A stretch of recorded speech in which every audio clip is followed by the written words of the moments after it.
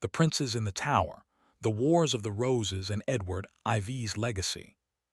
The mystery of the Princes in the Tower is one of the most haunting tales of English history. For centuries, the fate of Edward V and his younger brother Richard, Duke of York, has been debated by historians, storytellers, and curious minds. Were they murdered by their ambitious uncle, Richard III? Did they die of natural causes, hidden away from the world? Or, as some claim, did they escape, only to reappear years later as pretenders to the throne? To fully grasp the chilling mystery of the prince's disappearance, we must first journey back into the turbulent world that shaped them, a time when England was torn apart by bloody civil war, betrayal, and endless battles for the crown. This was the era of the Wars of the Roses, and the prince's story begins in the shadow of that conflict. The Wars of the Roses, a kingdom at war with itself. The Wars of the Roses, spanning from 1455 to 1487, were a brutal series of civil wars fought between two rival branches of the royal Plantagenet family. The House of Lancaster, symbolized by the red rose, and the House of York, symbolized by the white rose. At the heart of the conflict lay the question of who should rightfully rule England. Both families traced their lineage back to King Edward III, but rival claims to the throne fueled decades of bloodshed. The Lancastrians were descended from John of Gaunt, Edward III's third son. The Yorkists were descended from Edmund of Langley, Edward III's fourth son, and also through Lionel of Antwerp, Edward's second son, giving them a strong claim to legitimacy. England during this time was not only divided by noble rivalries, but also weakened by misrule, foreign wars, and economic strain. When King Henry VI of Lancaster descended into bouts of mental illness, his weakness opened the door for the ambitious Richard, Duke of York, grandfather of the princes in our story, to press his family's claim. The result was decades of war, where battles like Towton, Barnet, and Tewkesbury left thousands dead, and the throne changing hands multiple times. It was a bloody backdrop for the rise of Edward IV, father of the two princes. Edward IV, a king of contradictions. Edward IV, born in 1442, was one of the most remarkable figures of the era. Tall, charismatic, and a brilliant battlefield commander, he seized the crown from the Lancastrians after a series of decisive victories. At the age of just 19, Edward became King of England in 1461, after the Yorkist triumph at the Battle of Towton, one of the bloodiest battles ever fought on English soil. Edward's reign was marked by both triumph and turmoil. On the one hand, he brought stability after years of chaos, strengthened the crown's finances, and promoted trade. On the other hand, his reign was also plagued by scandal, betrayal, and family rivalries. One of the most shocking moments of his rule came when Edward secretly married Elizabeth Woodville in 1464. Elizabeth was a widow of Lancastrian ties and not of royal blood. The marriage outraged Edward's powerful ally, the Earl of Warwick, known as the Kingmaker, who had been negotiating a royal marriage alliance for Edward with a French princess. Warwick felt betrayed, and his resentment eventually led him to rebel against Edward, even briefly restoring Henry VI to the throne. Edward, however, regained power and executed Warwick in 1471 after the Battle of Barnet. With his position secure, Edward ruled for more than a decade, consolidating his dynasty and raising his family, including his sons Edward and Richard, whose fates would become infamous. The princes, Edward and Richard. Edward IV and Elizabeth Woodville had several children, but the two most significant were their sons. Edward, Prince of Wales, later Edward V, born in 1470. Richard, Duke of York, born in 1473. From birth, the boys were symbols of Yorkist legitimacy. Their very existence strengthened Edward IV's dynasty, ensuring that the House of York had heirs to continue its rule. The elder son, Edward, grew up with all the pomp and privilege of being a king-in-waiting. Contemporaries described young Edward as intelligent, studious, and precociously aware of his future responsibilities. His upbringing was carefully managed. Tutors instructed him in Latin, history, and governance, while noble households prepared him for the realities of kingship. Richard, the younger of the two, was equally cherished. Though less was recorded about his childhood, we know he shared his brother's education and was deeply loved by his parents.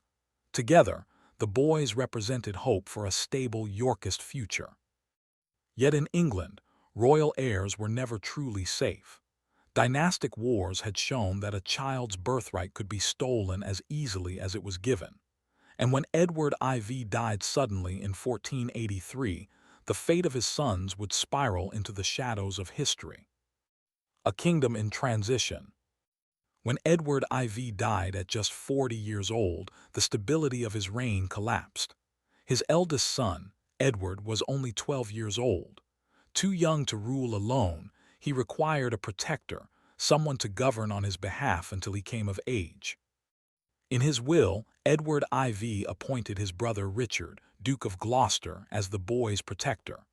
Richard was a seasoned military commander, loyal to his brother in life and respected among many nobles. To some, it seemed a natural choice. But power in 15th century England was never straightforward. Elizabeth Woodville, now the widowed queen, wanted her family, the powerful Woodvilles, to control the young king and the royal government. This clashed directly with the ambitions of Richard of Gloucester, who saw himself as the rightful guardian of both his nephew and the kingdom. Thus, with Edward IV's death, a dangerous game of politics began. The stage was set for betrayal, manipulation, and perhaps the darkest crime in English royal history, the disappearance of the princes in the Tower. Setting the mystery. By 1483, the Wars of the Roses had already torn England apart for decades. Families had betrayed families, brothers had killed brothers, and kings had risen and fallen with alarming speed. Against this backdrop, the disappearance of two young princes would not only shock the kingdom, but also alter the course of history forever. The story of Edward V and Richard, Duke of York, is not just a tale of murder or mystery. It is the story of ambition, betrayal, and the lengths men will go to seize power. As we leave part 1, the princes are still safe, their futures bright, but shadows are already lengthening around them. The princes in the Tower, the death of Edward IV, and the shadow of Richard of Gloucester. The death of King Edward IV in April 1483 sent shockwaves through England. Though only 40 years old, Edward had lived hard, indulging in food, drink, and pleasures that likely contributed to his sudden decline. His death left his 12-year-old son, Edward, Prince of Wales, as heir to the throne. The boy, soon to be Edward V, was intelligent, well-educated, and already groomed for kingship. Yet his youth made him vulnerable in a kingdom still fractured by the Wars of the Roses. Power, as history had shown, was never guaranteed. With a child king ascending, questions immediately arose. Who would rule until Edward came of age? Who would control the crown and the kingdom? The Queen's ambition, Elizabeth Woodville and the Woodvilles. Edward IV's widow, Elizabeth Woodville, was determined to protect her son and her family's influence. The Woodvilles had risen from minor nobility to positions of immense power thanks to Elizabeth's marriage to the late king. Her brothers, sisters, and extended kin had been given lands, titles, and lucrative marriages. This favoritism had made the Woodvilles many enemies among England's old nobility, who viewed them as upstarts, greedy and unworthy of the power they now wielded. With Edward IV gone, the question of whether the Woodvilles would continue to dominate government caused tension across the realm. Elizabeth and her allies wanted young Edward V crowned as soon as possible, with Woodville family members guiding him as advisors. But standing in her way was the most formidable figure of all, Richard, Duke of Gloucester. Richard of Gloucester, uncle, protector, or usurper. Richard, the youngest brother of Edward IV, had been a loyal ally during his brother's reign. He was a seasoned commander, remembered for his role in battles such as Barnet and Tewkesbury. Despite his loyalty, Richard harbored deep suspicions toward the Woodvilles, resenting their growing dominance. Edward IV's will had named Richard as Lord Protector, a role that would grant him authority over the young king until he came of age. For Richard, this was not just duty, it was destiny. He believed he alone could preserve the Yorkist dynasty. But the Woodvilles had other plans. They wanted control of Edward V themselves. As Richard began moving south from his northern stronghold to claim his role as protector, the Woodvilles plotted to intercept Edward V on his journey to London and crown him before Richard could arrive. This race for control of the boy king would prove fatal. The seizure of Edward V. In late April 1483, the 12-year-old Edward V set out from Ludlow Castle, escorted by his uncle Anthony Woodville, Earl Rivers, his half-brother Richard Grey, and a retinue of loyal servants. Their destination was London, where the coronation would take place. But Richard of Gloucester, aware of the Woodvilles' maneuvering, acted decisively. Along with Henry Stafford, Duke of Buckingham, Richard intercepted the royal party at Stony Stratford on April 29. At first, the meeting appeared cordial. Richard greeted his young nephew warmly, showing loyalty and respect. But later that night, Richard arrested Earl Rivers, Richard Grey, and other Woodville supporters. The boy king, Edward V, suddenly found himself in the custody of his uncle. Elizabeth Woodville, upon hearing the news, panicked. She fled into sanctuary at Westminster Abbey with her younger children, including her second son, Richard, Duke of York. For the moment, the family was divided. Edward V was in Richard's hands, while his younger brother remained with his mother. Richard promised he only sought to protect his nephew.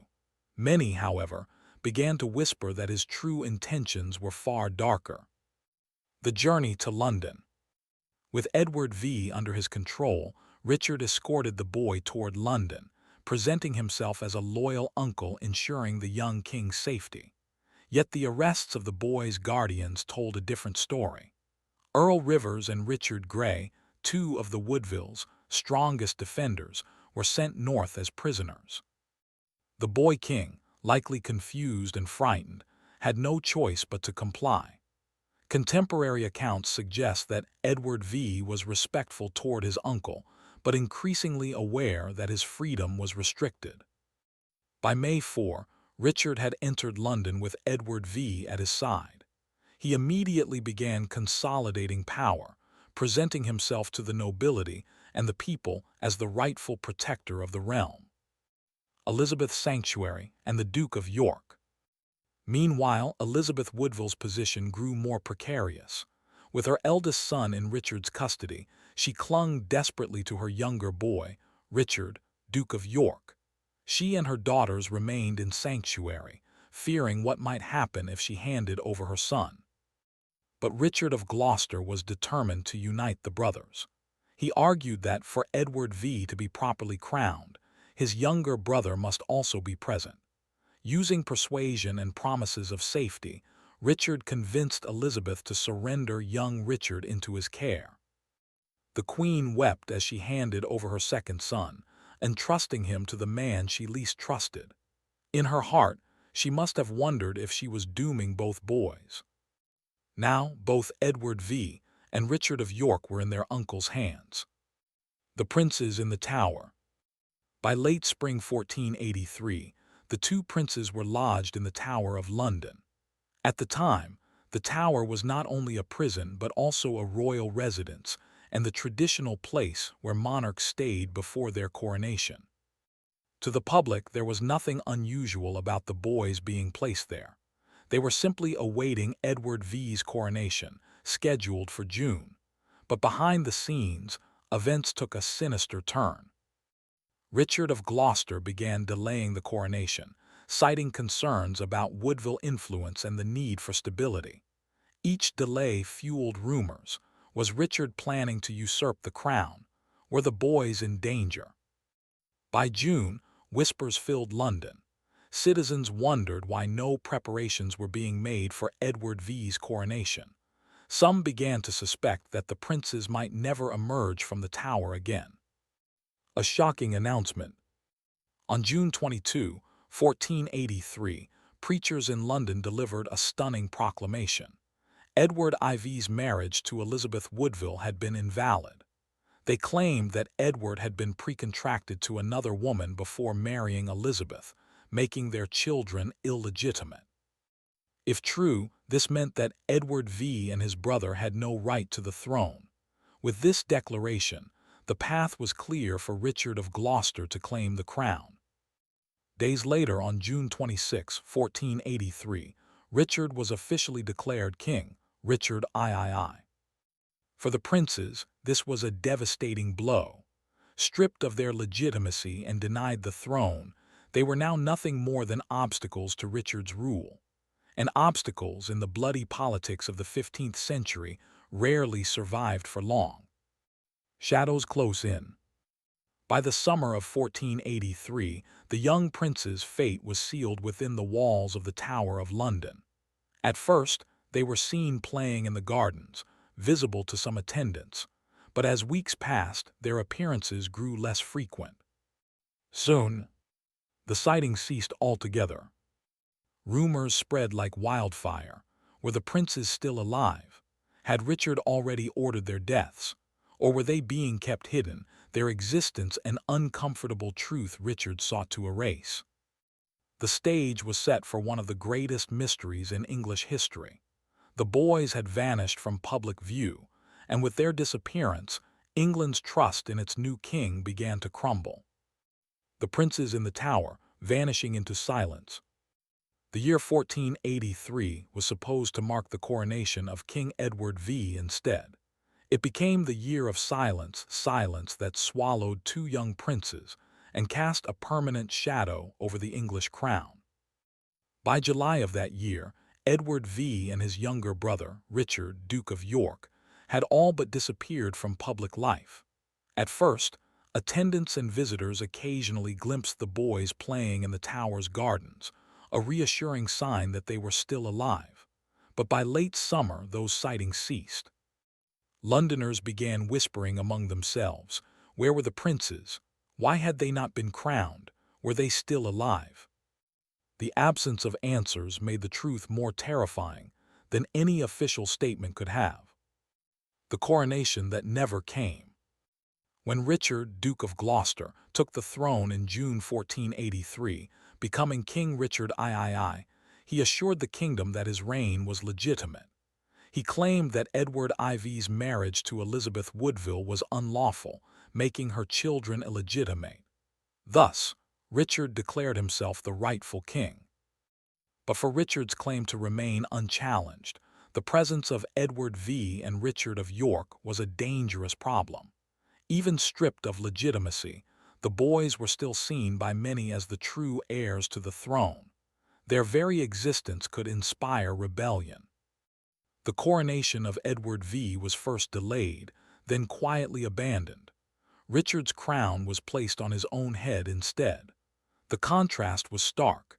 Instead of celebrating the rise of a boy king, England now faced the reality of a usurper uncle. Rumors in the streets.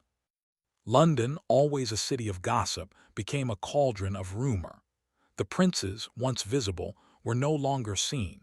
Some said they had been moved deeper into the Tower, kept in secrecy under heavy guard. Others claimed they had been spirited away in the dead of night to some hidden location. By August, the rumors grew darker. Whispers suggested the boys had been murdered. Tavern talk turned into fearful speculation. Who could have done it? Who ordered it? All eyes turned toward Richard III. The suspicions of Thomas More, later accounts.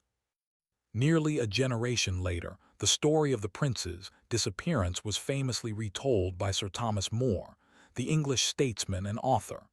In his account, Richard III gave the order to kill his nephews, entrusting the grisly task to two loyal servants. According to More, the boys were smothered as they slept. their small bodies buried at the stair foot within the tower. The account was dramatic, almost theatrical, and for centuries it shaped public perception of Richard III as a cold-blooded child killer. But it's important to remember, More was writing decades after the events, under the Tudor dynasty, who had every reason to vilify Richard. Still, his narrative captured the imagination of historians and common folk alike. Elizabeth Woodville's desperation. While the rumors swirled inside Westminster Abbey, Elizabeth Woodville remained in sanctuary. She had surrendered her younger son, Richard of York, to Richard III only weeks earlier. Now, she heard the whispers that both her boys were gone. Imagine the torment of a mother hearing tales of her children's disappearance, unable to know whether they were alive or dead. Elizabeth, who had fought so fiercely to protect her family, now lived in fear and grief, powerless against the might of the crown. Her daughters remained with her, vulnerable pawns in the political game. But for Elizabeth, the fate of her sons consumed her thoughts. Continental reactions. News of the boys' disappearance spread beyond England. On the continent, foreign courts reacted with alarm and condemnation. Richard III's reign was already precarious. Whispers that he had murdered his nephews only deepened mistrust. The French and Burgundian courts, both wary of Richard's ambitions, used the rumors as political weapons. They painted him as a tyrant, a man willing to kill children to secure power. For Richard, these rumors became a heavy burden. Whether true or not, the story of the missing princes tarnished his rule from the very start. Opposition mounts. By late 1483, opposition to Richard III was brewing. Nobles who had once supported him began to turn away, disgusted by the alleged fate of the princes. The whispers of murder provided a rallying cry for those unhappy with Richard's rule. Rebellions began forming, notably one led by Henry Stafford, Duke of Buckingham, the very man who had helped Richard seize power months earlier. Though Buckingham's revolt ultimately failed, it revealed the instability of Richard's position. The fate of the princes had become a political weapon, and Richard was seen as guilty in the court of public opinion, whether or not he had truly ordered their deaths. The last glimpses. The final reported sightings of the princes came in late summer 1483. Some claimed they were seen at windows, pale and withdrawn. Others said they were glimpsed playing quietly but heavily guarded. After that, silence. No official record exists of their deaths. No burial was announced, no bodies displayed. It was as if the boys had been erased from history, swallowed whole by the tower's cold stone walls. For many, that silence was the most damning evidence of all. If the princes had lived, surely Richard would have displayed them, if only to silence the rumors. Their absence spoke louder than words. A kingdom haunted. By the end of 1483, England was a kingdom haunted by the specter of two missing boys. Mothers whispered their story to children as a warning about ambition and betrayal. Chroniclers recorded the rumors, though none could say with certainty what had happened. Were they smothered in their beds, as Thomas More later claimed? Were they buried secretly within the tower grounds? Or had they been taken elsewhere, their survival hidden by those seeking to protect or exploit them? The truth, shrouded in the mists of history, would never be known with certainty. But one thing was clear: their disappearance marked the downfall of Richard III's reputation. From the moment the princes vanished, Richard's reign was under a dark cloud. Seeds of rebellion. As Richard III struggled to hold the crown, opposition forces rallied behind a new figure, Henry Tudor, exiled in Brittany. Supporters of the vanished princes, whether out of loyalty or outrage, found new hope in Henry. The rumors of the princes' deaths gave Henry a powerful moral weapon. He promised to restore justice, to end the tyranny of Richard III. In time, that promise would carry him across the Channel and onto the battlefield at Bosworth. But before Henry Tudor could challenge Richard, England would remain in suspense.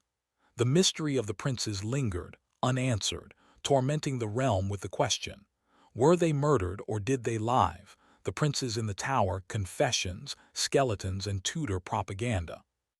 When the princes disappeared from the Tower of London in 1483, Richard III's reign was forever shadowed by suspicion. Though he ruled for only 2 turbulent years, the whispers of murder followed him relentlessly. The silence around the fate of Edward V and Richard, Duke of York, proved deadlier than swords. But the mystery did not end with Richard's death at Bosworth in 1485. Instead, it grew more tangled.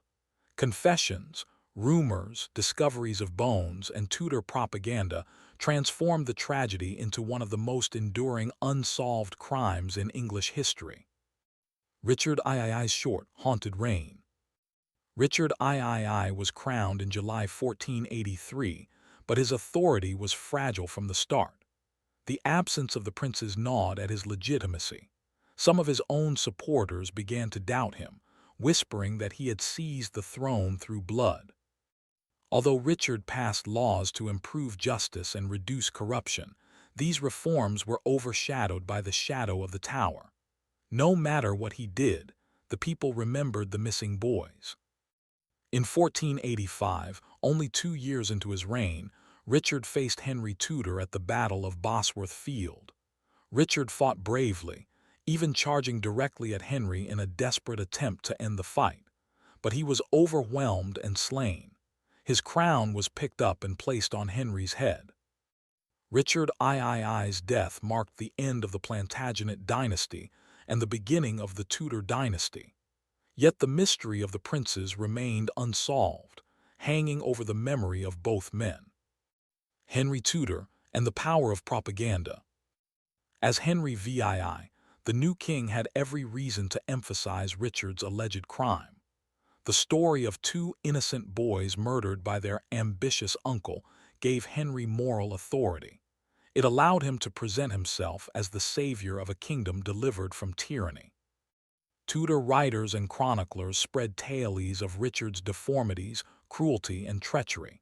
They painted him as a hunchbacked villain, twisting his image to match the darkest rumors. The fate of the princes was central to this narrative. Richard, they claimed, had murdered his nephews to seize the crown. But Henry himself never produced the boys' bodies. He never proved beyond doubt that they were dead. Why? Perhaps because he didn't know the truth either, or perhaps he preferred the ambiguity. The suspicion itself was enough to discredit Richard forever. The confession of Sir James Tyrrell. Years later, under Henry VII's rule, a startling confession surfaced. A knight named Sir James Tyrrell was accused of plotting treason. Before his execution in 1502, he allegedly confessed that he had been ordered by Richard III to kill the princes. According to the story, Tyrrell entrusted the task to 2 men, who smothered the boys in their sleep. Their bodies were supposedly buried within the tower, though the exact location was never revealed. This confession became one of the most cited accounts of the princes' deaths. Yet historians remain skeptical. Was Tyrrell's confession genuine? Or was it extracted under pressure to serve Tudor propaganda? No written record of the confession survives, only later reports, suspiciously convenient for the Tudor monarchy. Pretenders and the survival theories.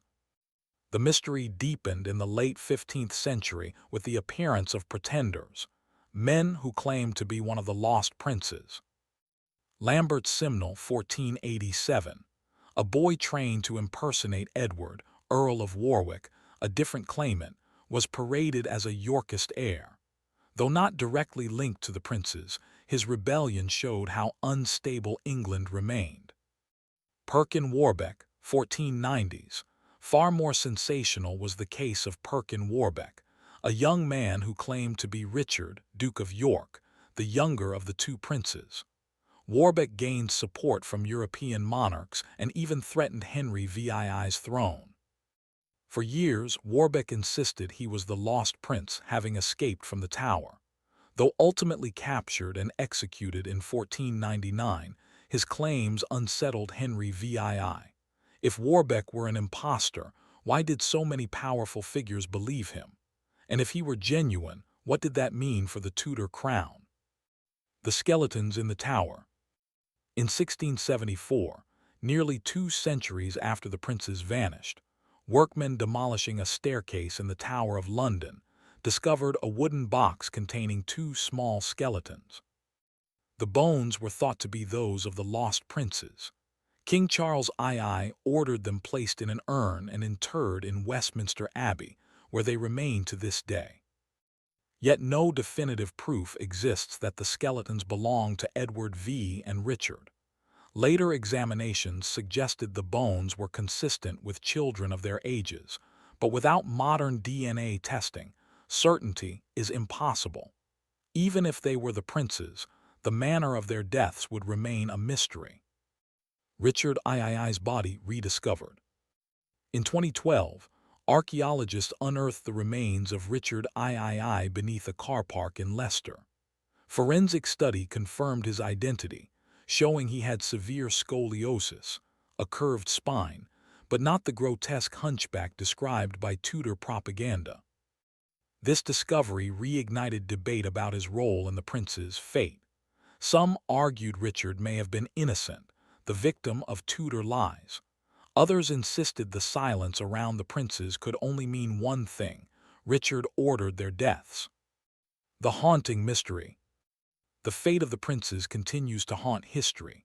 Were they smothered on Richard's orders, as Thomas More and Tudor chroniclers claimed?